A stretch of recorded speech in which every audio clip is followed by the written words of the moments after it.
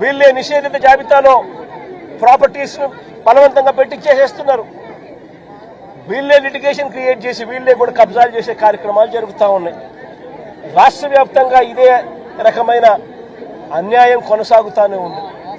నేను ఇప్పటికైనా చంద్రబాబు నాయుడు గారికి ఒకటే చెప్తా ఉన్నా, ఈ ప్రెస్ కాన్ఫరెన్స్ ద్వారా ప్రతి ఒక్కరికి కూడా నేను ఒకటే మనవి చేస్తా ఉన్నా, దీంట్లో సిబిఐ ఎంక్వైరీ జరిగించాలి. ఇక్కడ ఏ రకంగా చంద్రబాబు నాయుడు గారు కొడుకు, ఏ రకంగా తెలుగుదేశం పార్టీకి సంబంధించిన ఎంపీ, ఏ రకంగా వీళ్ళంతా కూడా ఇన్వాల్వ్ అయ్యి ఇంక్లూడింగ్ జనసేన కార్పొరేటర్తో సహా ఏ రకంగా వీళ్ళంతా కూడా దీన్ని కబ్జా చేసే కార్యక్రమం చేస్తా ఉన్నారు అనేది ప్రజలకు తెలియాలి. ఇంతకుముందు చంద్రబాబు నాయుడు గారు ముఖ్యమంత్రిగా గతంలో ఉన్నప్పుడు 2016లో ఒక ఫేక్ సొసైటీ క్రియేట్ చేసి 1981 డేట్ వేసి ఏ రకంగా పేదల ఆస్తుల మీద పేద ప్రజల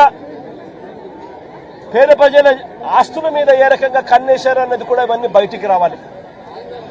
ఇవన్నీ కూడా రాష్ట్ర ప్రభుత్వం కోర్టుల్లో ప్రజల తరపున, పేదల తరపున, మధ్యతరగతి వాళ్ళ తరపున ఆర్గ్యుమెంట్ చేయాల్సింది పోయి, వాళ్లకు తరపున నిలబడాల్సింది పోయి, వీళ్లకు వ్యతిరేకంగా రాష్ట్ర ప్రభుత్వమే స్వయంగా కోర్టులలో వ్యతిరేక అఫిడవిట్లు, వ్యతిరేక పిటిషన్స్ వేసి వీళ్ళకి అన్యాయం చేయడంలో రాష్ట్ర ప్రభుత్వం తన పాత్ర తాను పోషించింది. వీటి అన్నిటి మీద కూడా ఎంక్వైరీ జరగాలి. జరిగి దోషులను, అది చంద్రబాబు నాయుడు కావచ్చు, లోకేష్ కావచ్చు, తెలుగుదేశం పార్టీ విజయవాడ ఎంపీ కావచ్చు,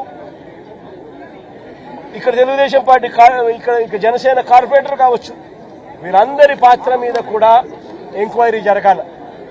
జరిగి నిజాలన్నీ కూడా బయటకు తీసుకొని రావాలి. వీళ్ళందరూ కూడా ఎవరైతే నష్టపోయినారో, 25 ఏళ్ల నుంచి ఇక్కడే ఉంటున్నారు, ఒక్కొక్కరికి లోన్లున్నాయి, 20 లక్షలు 25 లక్షల రూపాయలు బ్యాంకుల్లో రుణాలున్నాయి. వీళ్ళని తీసుకొని పోయి ఇప్పుడు నడు రోడ్డు మీద పెట్టారు. వీళ్ళు బతికేది ఎలా? వీళ్ళ లోన్లు ఎలా తీరుస్తారు?